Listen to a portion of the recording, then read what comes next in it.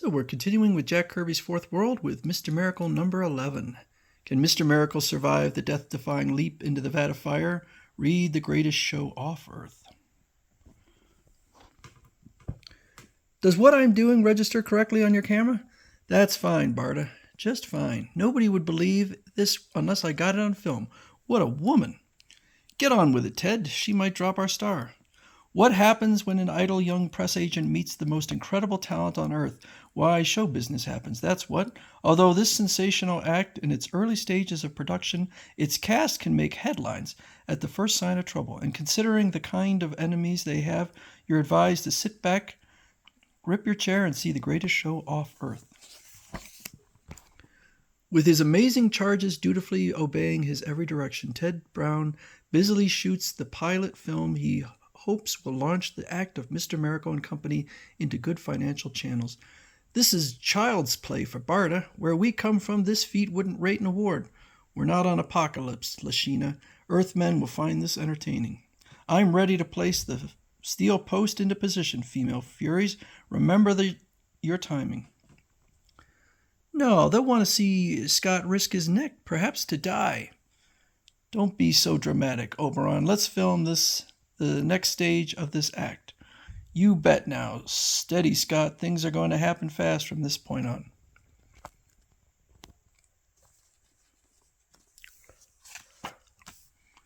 Okay, Scott, you're facing the tank of gasoline. Show some expression with your eyes as Bernadette approaches the tank. He's going to ignite the gasoline with her dimension blade. This is it, Scott.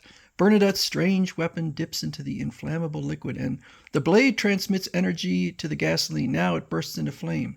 Very good, Bernadette. Now walk quickly back to your original spot. Stand clear. It's time for the lash. Lashina strikes the steel post, expertly creating a mass of cracks on the tough metal. Crack!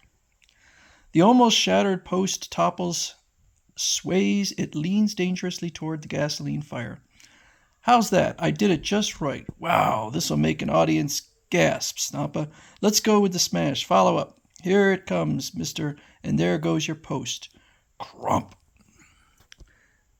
And this is how it begins, with flaming death leaping to claim its victim and complete its horrible cycle. But where no other escape artist dares to hope, this one dares anything, especially when he hovers at the edge of doom, especially when this destiny challenges him, lures him to the point of no return and beyond. This is more than an act. This is the lifestyle of Mr. Miracle. He's falling into the flames. Work, Scott, work. You've got less than a second to live. Keep filming, Ted. Don't stop, no matter what you think is happening. Good Lord, Scott, you're cutting it too close. Shake those bonds. That's a real fire you're dropping into. To the horror of his friends, Mr. Miracle vanishes into the fiery cauldron. Splosh! Do something! Get fire extinguishers, water hoses, anything! Hey, don't get in a sweat, friend.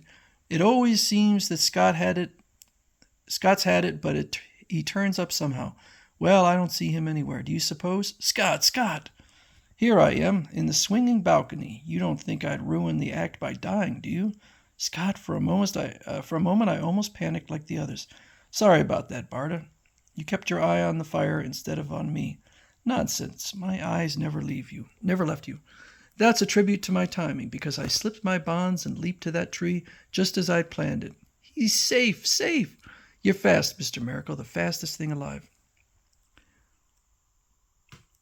Behind a screen of foliage, there are hidden witnesses to what has taken place. Foolish female, you've yet to see the ultimate in swiftness, the swiftness of thought. Stand by, fellow animates. Prepare to carry out the command of the mind that controls us. The vessel for the mind is being brought now.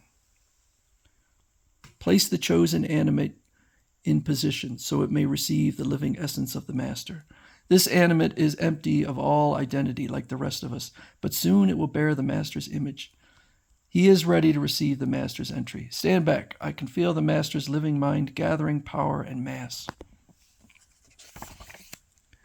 A mind force existing as pure energy begins to manifest itself and engrave its personality upon the formless face of the animate. To exist in the physical world, the mind force uses physical forms which it wears like clothes and discards when it wishes to return to invisible energy. Line by line, the personality emerges, gaining contour and distinctiveness of feature. I emerge once again to look as I did before I become pure mind. Now I breathe the air of earth. Now I feel the emotions that stem from apocalypse. I am mentally, physically, totally Dr. Bedlam. Your animates are fragments of yourself. Whatever you are about to do, we shall do. Then remember my plan for Mr. Miracle. He shall perform in a new trap of my making. Bring it forth. There are strange rustlings in the surrounding vegetation as the animates draw from its hiding place what looks like a standard version of a UFO. The Surrey skiff made to snare and kill Mr. Miracle.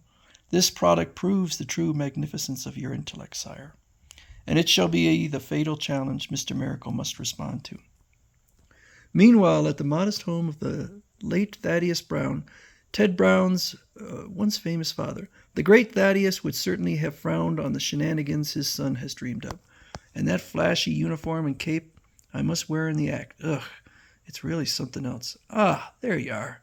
The humble but talented Oberon. And I must say you look mighty relaxed, without the fancy trapping and the frozen grin. In the flicker of a second, Oberon's mirror image suddenly becomes a nightmare image. I didn't see it. It wasn't there. But it was there, and I saw it. My face replaced by a monster. Oberon senses a subtle change in the details of his room. The light seems dimmer, and there are shadows in the wrong places that seem to move. What's happening? What's going on? Then, when the unreal turns real and leaps out of the shadows, Oberon panics. Yipe! They're coming out of the woodwork now. I must be going daft. Every rattle and scratch and hiss and moan that has ever stirred the fears of man is unleashed upon Oberon by things that turn his blood to ice. There's no escape from them. They're everywhere. Roar! Flight seems impossible. The house seems to spew its monstrous visions in every direction. Poor Oberon takes. Every direction poor Oberon takes. Roar! I'm trapped. I can't get away. Then the ultimate of terrors strikes with frightening swiftness, and Oberon struggles in its grip. Scott, help me! At that moment, Oberon, what? By the source! Hold on, Oberon. Don't give way to fright. Save me, Scott. I've been attacked by monsters, and now I'm burning up. Stand fast, old friend. These are horrors of the mind only. Your fear is real. Yes, I remember now. This happened once before, when we were visited by Dr. Bedlam. Ha ha ha ha! No sooner does Scott Free mention the infamous name than the horrifying manifestations fade and vanish. Relax, Oberon. It's over. This was meant as a warning. We're in trouble. Hey, what gives here? What gives here? That was all. What was all that noise about? That noise, Ted Brown, was a bad dream produced with audio, stereo, and special effects. We've got a guest, and that was his calling card. Some calling card. It gave me the shakes. Look at Oberon. It's left him pale as a ghost. I'd have become a ghost if Scott hadn't shown up in time. We're up against a devil, Ted, and he's got an act that makes ours look dull. The point is that it's not an act. Mr. Miracle beat him at his own game once. I think Dr. Bedlam is back to wipe out that defeat. So we'll finish up with part 2.